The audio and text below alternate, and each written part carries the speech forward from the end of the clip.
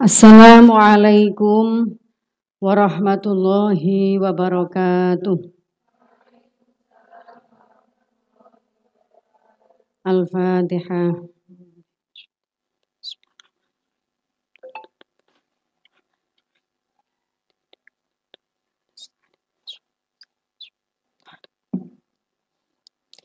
Bismillahirrahmanirrahim. Alhamdulillahirabbil alamin. Wassalatu wassalamu ala sayyidil mursalin wa ala alihi wa sahbihi ajma'in. Qala al-muallifu rahimahullahu ta'ala wa nafa'na bihi wa bi'ulumihi wa amaddana bi asrarihi wa a'ada alaina bi barakatihi fid dharaini amin. Subhanakallahumma rabbana la ilma lana illa ma 'allamtana innaka antal alimul hakim.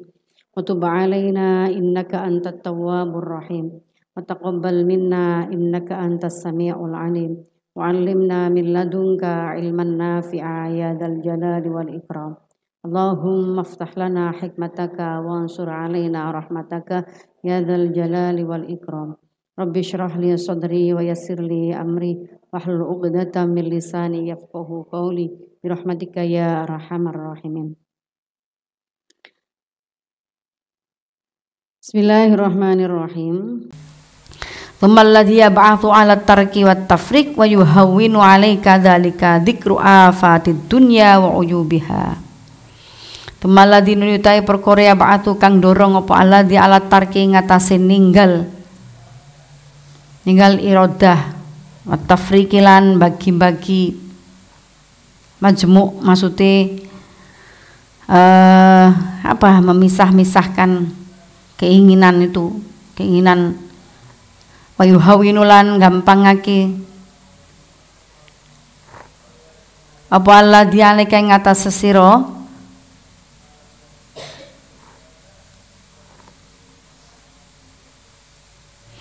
gampangake apa Allah dialeka ing atas sesira dalika mungkun-mungkun tafrik dzikru afatid dunya iku pira-pira panca bayane dunya ujiane dunya musibah dunya wa ayubihalan pira-pira aibe dunya wa taksaron teman-teman wis ngake-ngake sapa nasu menungso tegese ulama alqaula ing qaul fidzalika ing dalem mengkono-mengkono masalah dzikru afatid dunya wa ayubiha. Aminhum mongko iku setengah saking qaul ba'dihim utawi dawuh sebagian ulama rupane dawuh taraktu ad-dunya likillati ghanaiha wa kathrati anaiha wa sur'ati fanaiha wa khishyati syurakaiha.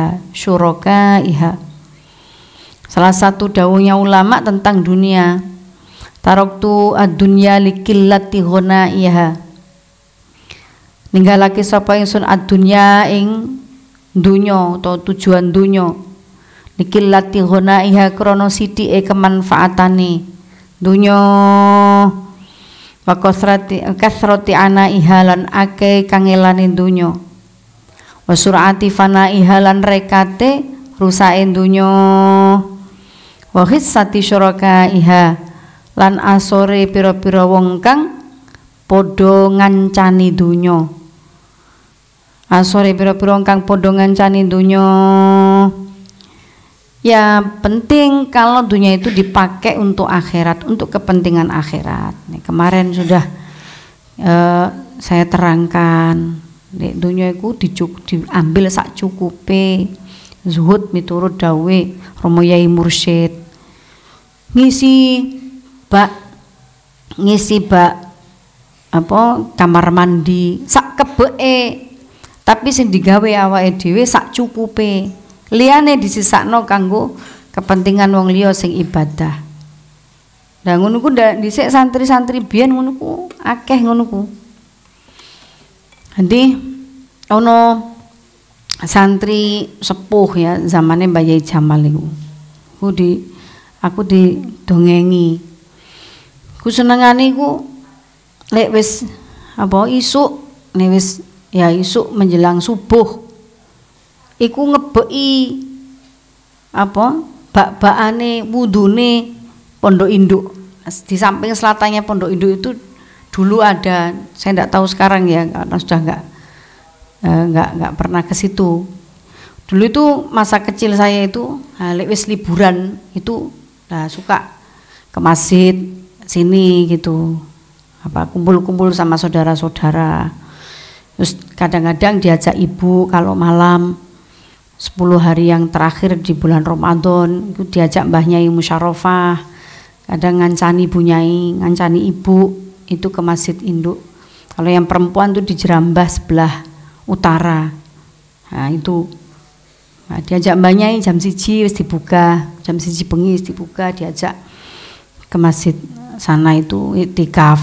Nanti sampai jam 3 krungu suarane santri-santri lanang iku nyetel radio banter-banteran zaman biyen yo. Ket-ketan nyetel sahur ngono. Nggo kundur, Mbah kundur, aku nderekno kundur. Sak cukupe sahur. Kadang balik maneh, kadang boten. Tapi jam 1 bengi wis dibuka. Lah itu saya tahu tuh kondisi ada tempat bak-bak untuk wudu. Itu zaman semono iku ngiseni bak-bak wudune ngiseni bak wudune Masjid Induk iku. Ya wis ngono tok penggaweane. Apa digawe dhewe wong iku sakmono gedene. Bak iku sakmono gedene. Iku itu nimbo. Diisi sampai sepenuhnya. Nah sing jenenge zuhud ya digawe nek awake kanggo kepentingan dia bekerja itu. Kan nek diibaratkan itu dia bekerja ngisi bak mandi, bak wudu segitu panjangnya, tapi yang dipakai itu cukupnya dia untuk wudu. Yaiku jenenge zuhud. Orang misalnya bekerja mencari rezeki atau mencari uang begitu, mulai pagi sampai sore misalkan. Ya monggo, tapi aja kanggo kepentingan donya. Nggo ben aku iso tuku barang, semakin lama barangnya semakin yang ngebrand sing bermerek semakin gini, terus untuk meningkatkan kepentingan diri sendiri terus, bukan untuk kepentingan manfaatan banyak orang. Lagi orang masuk dalam kategori ini, maka ini disebut qillatihina kathroti anaiha sur'ati fanaiha. Nah kalau dibuat untuk kepentingan banyak orang itu awet, itu abadi. Terus Abah itu dawuh ini, Masya Allah aku gak ndelok amal-amal liyane teko santriku mau misalnya akeh salate, akeh posoe yo gak yo ya ikut tok. Dia punya amal ngiseni bak iku terus, tapi yang make santri-santri yang lain dia hanya secukupnya. Zaman itu ya, zaman saya kecil itu diceritani, saiki santrine duwe pondok santrine akeh gitu. Dan saya dulu zaman mondok juga begitu akhirnya sama Abah. Jadi hikmah-hikmah seperti itu diajarkan pada anak-anaknya. Itu kalau Abah saya nyambangi saya mondok itu takokno nang yaine karo Bu Nyai ini. Putra kula lapo napa niku Pak Yai Bu Nyai. Nggih jenengan takoki dhewe. Lapo jam sak menten Mbah jadwale ngaos, sak menten jadwale ngaos malih teng Mbah Yai. Jam sak menten jadwale ngaos malih teng Mbah Yai. Jam sak menten Ramadanan, kalau pas Ramadanan itu kan full. Lho padahal mau sak wulan lho mondok pasanan misale. Kan itu yang situasi mondok puasan. Padahal nggak sampai sak wulan mondok puasanan. Hanya berapa hari? 15 hari, 20 harian lah. Disambangi dapat seminggu, disambangi ditanya. Jam sakmene sampai jam sakmene lapo sampean? Ngeten. Sakmene lapo sampean? Ngeten. Ngaji tok isine, pancen pondok isine ngaji tok. Marung Abah ngene. Abah saya, mau aku gak ridho lek awakmu ngentekno waktu gawe kepentinganmu dhewe. Khidmau. Terus dateng mriki niki khidmah napa Bah? Kan niku pondok hataman tok ngono wis tuwek-tuwek, wis gedhe-gedhe, wis dewasa-dewasa. Sedaya niku sampun dilampahi kali sing senior-senior. Kula khidmah napa? Yo khidmah nang yaine kuno. Matur Bu Nyai. Bu Nyai kula Apa? Akhirnya disowano dhewe nang Bunyai. Niki anak kula Bunyai, kula mboten ridho lek anak kula namung ngaos mawon. Abah Jamal iku dawuh itu di depan saya itu. Kula mboten ridho Bunyai lek anak kula ngaos mawon. Kersane khidmah, sebagian waktunya untuk khidmah. Akhirnya ya waktu asar aku diparingi bagian Bunyai.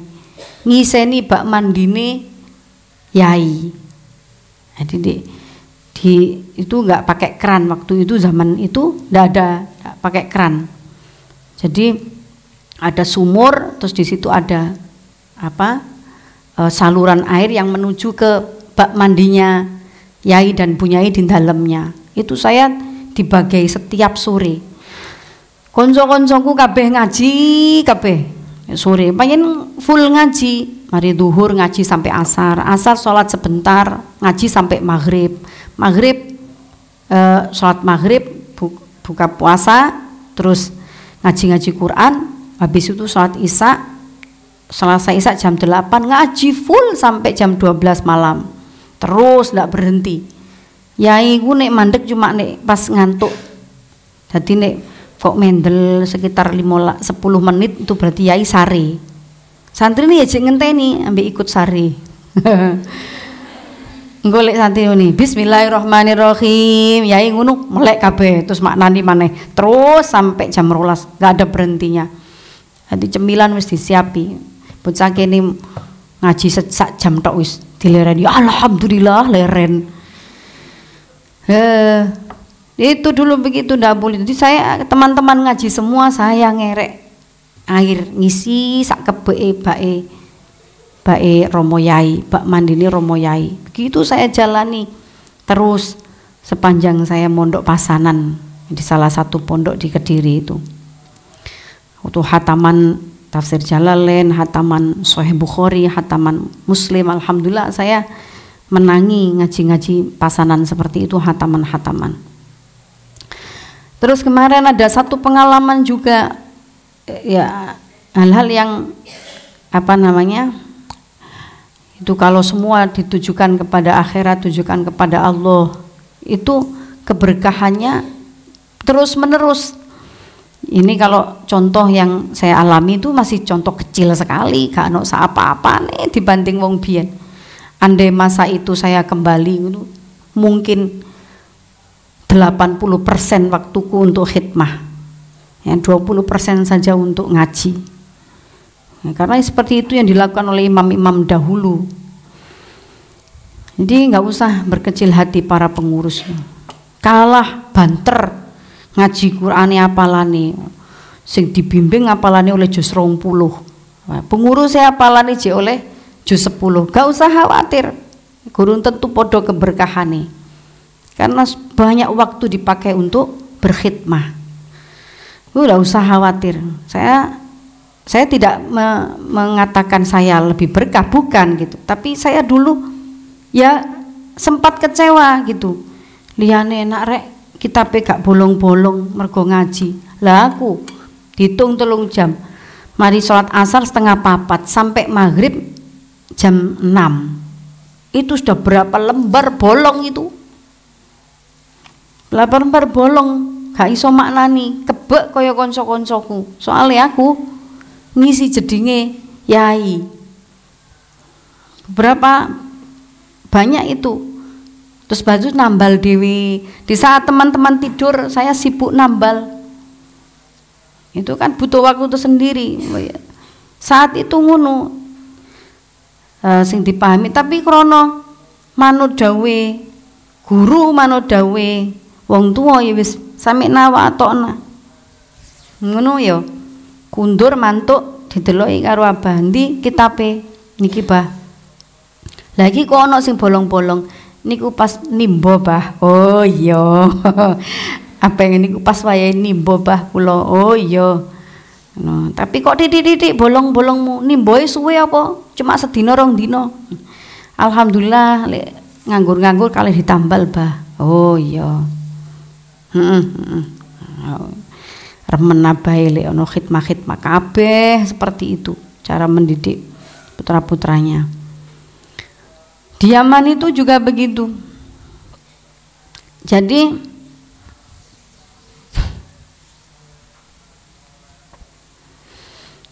Ada salah seorang habaib yang menjadi sesepuh Habib di Yaman, keturunan dari Al-Muhajir, Imam bin Isa Al-Muhajir, itu yang beliau itu melahirkan banyak sekali wali-wali kutubnya Allah. Jadi beliau punya 13 putra yang semuanya bukan hanya menjadi wali, tapi semuanya menjadi wali kutubnya Allah. Apa ternyata saat dipelajari oleh murid-muridnya, itu bukan diceritakan oleh beliau sendiri, ya, karena beliau tidak punya tujuan lain selain Allah dan akhirat, tapi diceritakan oleh murid-muridnya. Iki sesepuh fakih muqaddam, diceritakan oleh murid-muridnya, ku salah satu riyadoe tirakate ku, beliau itu berjalan dari rumah beliau tempat tinggalnya itu di Ainat, namanya Ainat, menuju ke Tarim Yaman, itu kalau naik mobil itu sekitar 2 jam, tapi beliau itu jalan kaki di setiap malam. Jadi kalau sudah malam tiba maghrib, itu beliau berjalan kaki dari Ainat menuju Tarim Yaman, melaku. So dibayang nih mobilnya 1,5 jam, melaku itu berapa jam kira-kira? Ya sekitar 5-6 jam. Hati berjalan itu. Hanya untuk apa? Sepertinya remeh, untuk mengisi bak mandi atau bak wudhu di tempat-tempat di masjid di sekitar Tarim. Di situ ada juga masjid tua di Tarim. Nah itu diiseni, dikebei, hanya begitu pekerjaannya. Diiseni, dipenuhi. Supaya apa? Supaya nanti orang bisa kalau mau menuju masjid itu untuk iktikaf bangun malam dan jamaah subuh, itu bak mandi sudah terisi. Ya wis begitu saja setiap hari. Habis itu pulang lagi. Pagi tiba, beliau pulang lagi ke Inat, jalan kaki untuk ngopeni anak bojone kanggo bekerja kepentingan keluarganya. Nanti kalau sudah sore tiba menjelang maghrib atau maghrib, itu beliau begitu lagi menuju ke Tarim jalan kaki. Sampai karena setiap hari beliau melakukan itu, sampai orang yang ingin menjumpai beliau, ingin menemui beliau, itu bisa mengikuti jejak telapak kakinya. Sebab telapak kakinya kadang-kadang berdarah, kakinya kadang berdarah karena melaku sakmono adoe setiap hari. Hanya apa? Hanya untuk ngisi bak mandinya kamar, bak jedingnya masjid, di mana itu nanti akan dipakai wudhu oleh orang-orang yang itikaf di masjid itu dan sholat di masjid itu. Ya saiki iki ono wong kaya ngene. Lek gak kaya ngono ya awake dhewe iki golek lah khidmah di tempat mana kita bisa memberi manfaat yang sepertinya itu remeh gitu, tapi ora remeh di hadapan Allah Subhanahu wa taala. Mergo akhirnya wong gak sampai kari jamaah, gak sampai ketinggalan iku mau sholat berjamaah karena sudah ada air. Tanpa dia sadari ada orang yang mengorbankan waktunya untuk melakukan hal yang dianggap remeh itu tadi. Apa kemudian yang beliau dapatkan? Beliau sudah wafat, tapi seluruh keturunannya 13 putra putrinya itu semua menjadi wali kutubnya Allah. Lalu menurunkan wali-wali Allah, menurunkan terus sampai ke Indonesia, 9 wali songo di Indonesia. Itu keturunan dari salah satu wali di Tarim, yang itu juga beliau itu keturunan dari yang saya sampaikan tadi, waliullah di kota Inat, Yaman. Nah, hal-hal begini ini yang patut kita, yang mulai langka di zaman kita hari ini, di mana semua orang kepentingan tujuan dari hidupnya itu semata-matanya dangkal kepentingan duniawi saja. mondok 3 tahun, tapi niate duniawi saja, mondok gur 6 tahun, sediluk tapi niate duniawi pisan. Ya Allah, dapat apa kita kalau seperti ini? Celengan dunia gurung tentu, opo meneh celengan akhirat. Oleh opong. Mulai berbenah, niat berbenah. Jangan mudah terperdaya dengan dunia, karena dunia itu qillatu ghanaiha, sidik kemanfaatane, yang kalau untuk kepentingan tujuan dunia saja loh, cepat fananya, cepat lewat, cepat hilang. Khissatu syurakaiha. Jadi orang-orang yang bersekutu dengan dunia itu rendah di hadapan Allah Subhanahu wa taala. Naudzubillah wal iyadzubillah. Jadi gunakan dunia itu untuk kepentingan yang lebih besar, untuk hal-hal yang diridhoi oleh Allah, untuk kepentingan akhirat kita. Mudah-mudahan kita dianugerahi Allah ini terus-menerus, diingatkan Allah atas anugerah niat yang benar untuk kepentingan akhirat kita.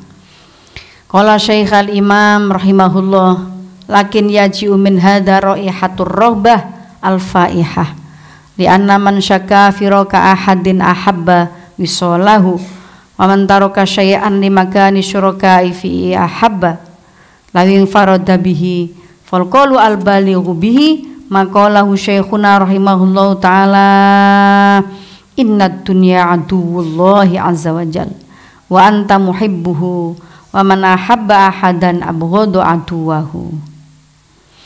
Ya. Ketenaran dunia itu musuh. Lah, tapi sekarang itu zamannya medsos. Ya. Peran niat itu yang penting. Kalau mau share ngaji, share apa, peran niat itu yang penting. Untuk apa? Untuk kemajuran diri sendiri itu kepentingan dunia. Tapi untuk dakwah itu adalah perintah agama. Itu adalah jalan Rasulullah sallallahu alaihi wasallam. Lho ngono. Kabeh nggone ning niat di satu titik kolbu yang tersembunyi itu. Tinggal kita mengolah hati, mengolah niat. Untuk apa? Lah sekiranya gurung iso ikhlas, gurung kuat, cek banyak harapan-harapan duniawi, nggak usah saja. Nah, tapi kalau tekad bulat demi dakwah, pemenang zaman saiki yuk, itu saya wong pingin buka apa sih TikTok iku, kepingin ruang kok muni TikTok, apa sih pingin buka? Oh, berarti apa saja isinya, tapi dalam waktu singkat, nggak butuh biaya banyak, bisa tahu kan ngono. Oh itu isinya cari dakwah sama cari yang maksiat, jauh lebih banyak yang isinya kemaksiatan. Nah, kemudian ada upaya-upaya gerakan dakwah melalui TikTok misalnya, gerakan membumikan kitab kuning melalui TikTok, melalui Instagram, melalui, termasuk saya diajak oleh kawan-kawan, jadi wegah aku, abot noto atine. Tapi karena itu kebutuhan, wis ditoto terus, bendino yo diistighfari, ya Allah, muga-muga dijauhkan dari kepentingan dunia yang enggak ono manfaate. Tapi karena itu sudah yang kemarin perjuangan untuk mensyiarkan ngaji ala pesantren di tengah masyarakat urban. Nek masyarakat pesantren sih biasa ngaji ngene. Tapi di tengah masyarakat urban, tengah masyarakat kota, rasa-rasa ngurung ono ngaji koyok ngene iki. Ndak menjanjikan apa-apa. Itu perjuangan luar biasa kita di wilayah itu. Asalnya yo dicemooh ngalor ngidul. Tapi wis terus saya ngaji pondok saya. Nanti kita ngaji pondok, kita ngaji terus saya didakwahkan, terus saja didakwahkan. Sekarang semakin malas, semakin meluas, pusat minta. Kalau pingin nonton ngaji kados ngaji teng pondok ngoten kersane. Ya, karena sudah tahu manfaat pengajian-pengajian di pondok itu. Tidak untuk kepentingan sesaat mayokno Instagrami, tidak untuk itu, tapi untuk dakwah. Di mana di Yaman itu, di Tarim itu Habib Umar itu kalau pas kita majelisan dengan beliau, sebelum beliau ngaji itu biasanya ada beberapa yang diutus beliau berdiri, ada yang spontan, terus nanti tamu dari luar. Kan biasanya kalau beliau alakohnya Habib Umar tuh yang rawuh itu kayak orang di Madinah itu, yang rawuh itu dari berbagai negara, dari Amerika, ada tidak hanya dari Timur Tengah, tapi dari Eropa, dari Australia, kemudian dari Inggris, dari mana-mana. Habib Umar tuh punya mutarjim. Lek tamune iku bahasa Inggris diterjemahno dalam bahasa Arab. Nah, lek tamune bahasa Cina, bahasa Jepang gitu ya, ada mutarjim yang membahasa Arabkan supaya bisa didengarkan oleh seluruh mustami'. Tapi gak diterjemahno bahasa Indonesia. Karena bahasanya bahasa Arab. Nah, itu beliau terjemahkan, beliau biasa ngutus santri-santri ini dhisik karena dilatih semua untuk nanti saat terjun di masyarakat itu mereka menjadi para dai itu tidak berarti mubalek ya, jadi ustadz, jadi guru itu dai, jadi penyuluh KUA itu dai, itu siapa saja yang mengajak kepada Allah, bertakwa kepada Allah, itu namanya dai. Terus Mas Hansan tuh cerita begini, kadang-kadang Bu, namanya Habib Umar wali ya. Saya ditunjuk niku mboten mesti sing paling pinter. Mungkin larine mukhlis ngoten be nggih. Kadang-kadang padahal itu bicara di depan apa jamaahnya Habib Umar yang seluruh penjuru dunia itu, dari mana-mana, dari Arab, dari mana yang saya ceritakan tadi.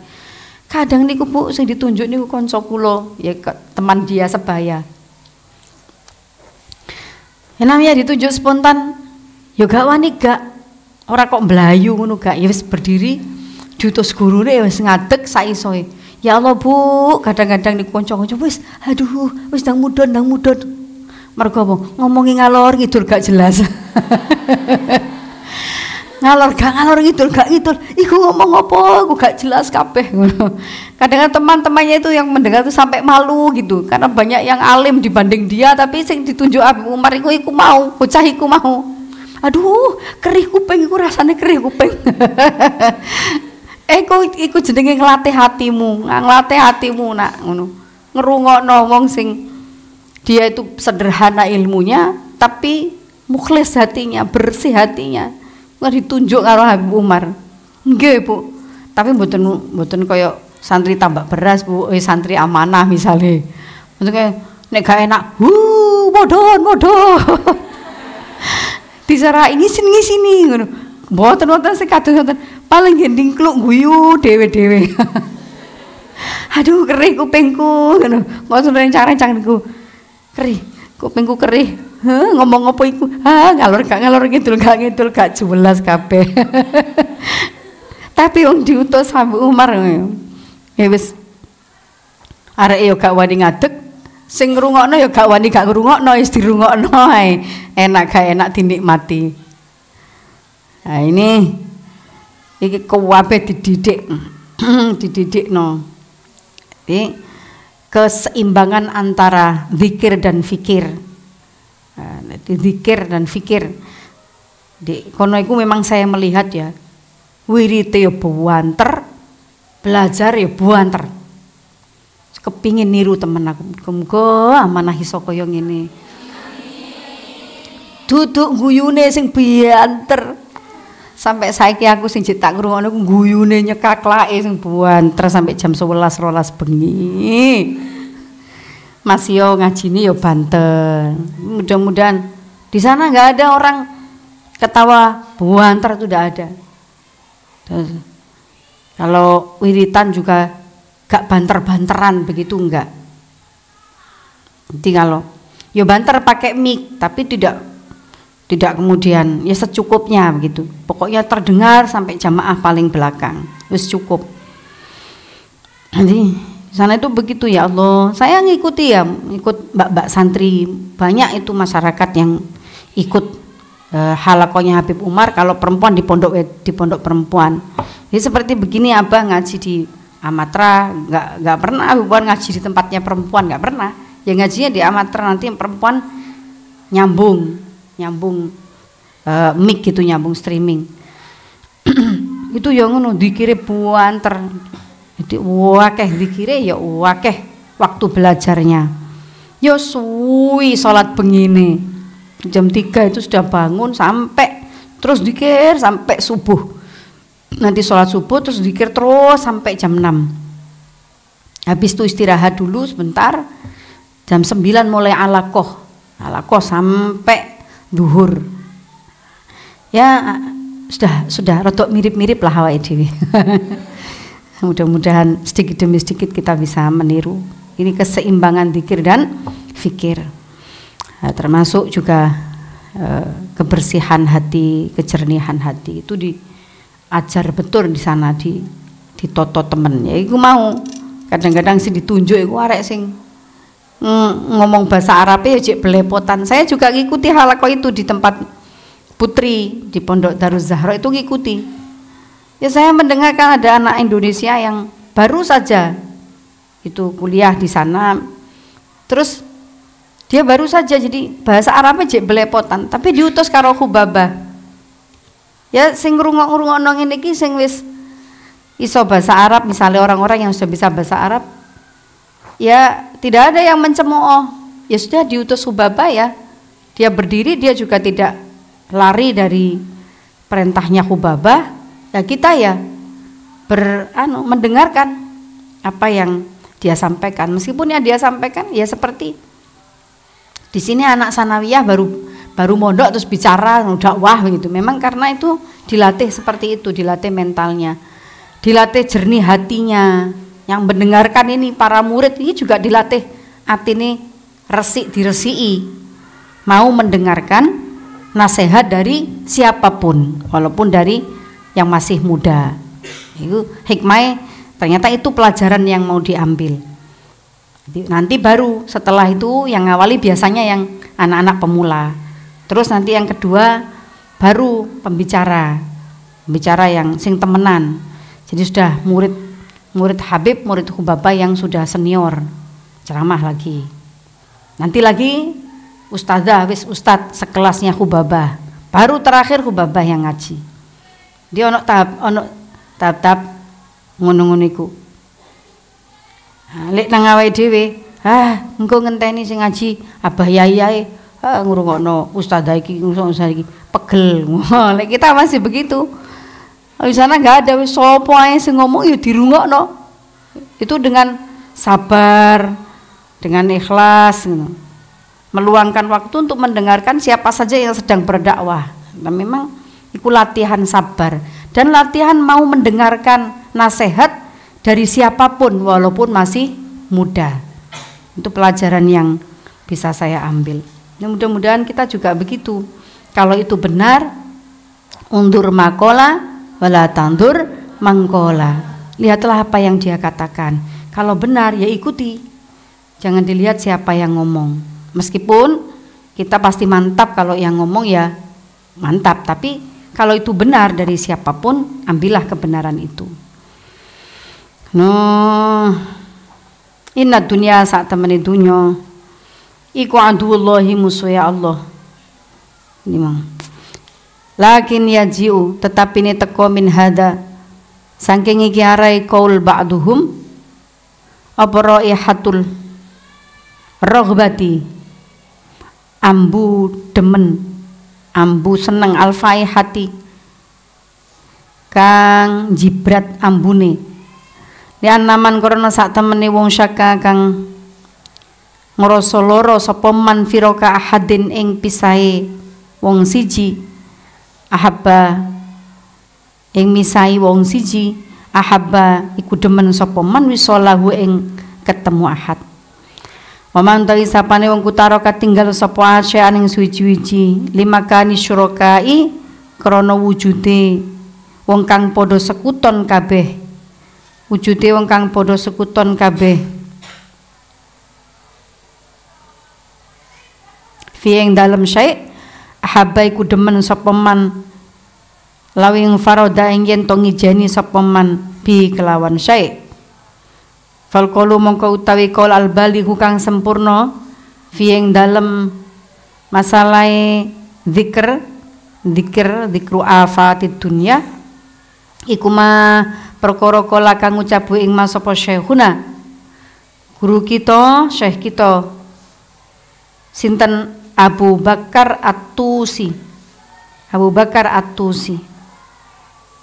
rahimallahu taala dawuh piye inna dunya aduwullah ing dawuh inna dunya sak temene dunya iku aduwullah musuhe Allah maksudnya kedonyan menikmati dunia untuk kepentingan mengeruk kepentingan pribadi itu dunia itu menjadi musuhnya Allah kalau kita perlakukan seperti itu wa anta hali utawi siraiku muhibbuhu demen adu berarti kalau kita begitu mencintai dunia itu berarti kita mencintai musuhnya Allah aman utawi sapane wong ku ahabba demen sapa man ahadan ing wong siji abghadha iku gedhing sapa man aduwahu ing musuhe man ing musuhe ahad kalau kita mencintai Allah maka kita tidak kedonyan kita tidak mencintai dunia memasukkan dunia sampai ke relung hati terdalam kita karena nanti tidak cukup tempat atau ruang untuk cinta kita kepada Allah tidak ada ruang untuk cinta kita kepada baginda Rasulullah sallallahu alaihi wasallam soalnya dodoe iki wis kebek karo isine donya ning kuno gak tersisa ruang-ruang untuk mencintai Rasulnya mencintai orang-orang soleh gak ada ruang untuk cinta kepada Allah dan cinta kepada keabadian yaitu Allah Subhanahu wa taala qala wali annaha fi asliha wasikhatun paringi dunya karo Allah muga-muga dunya iki dadi lantaran kita mencintai orang-orang yang dicintai oleh Allah yaitu orang-orang soleh menjadi lantaran kita mencintai Rasulullah menjadi cara kita mencintai Allah Subhanahu wa taala. Al-Fatihah.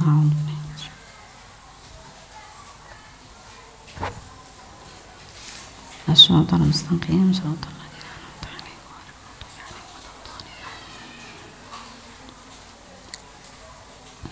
Rabbi fanfa'na bi barakatihim wahdinal husna bi hurmatihim amitna fi tariqatihim wa mu'afati minal fitani Rabbi fanfa'na bi barakatihim wahdinal husna bi hurmatihim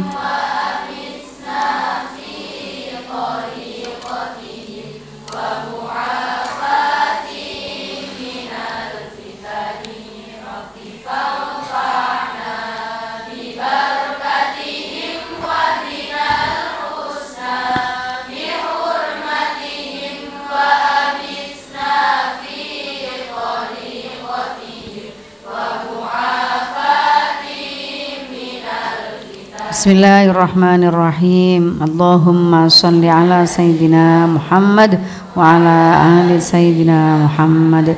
Allahumma inni astaudiuka ma'allamtanihi fardudhu ilayya inda hajati ilaihi wa la tunsinihi ya rabbal alamin. Ya Allah, penuhilah hati kami untuk mencintai Rasulmu, mencintai orang-orang solehmu, mencintai Allah Subhanahu wa ta'ala, mencintai akhiratmu.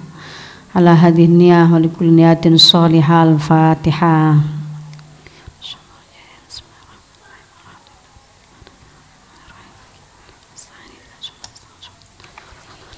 Assalamualaikum warahmatullahi wabarakatuh.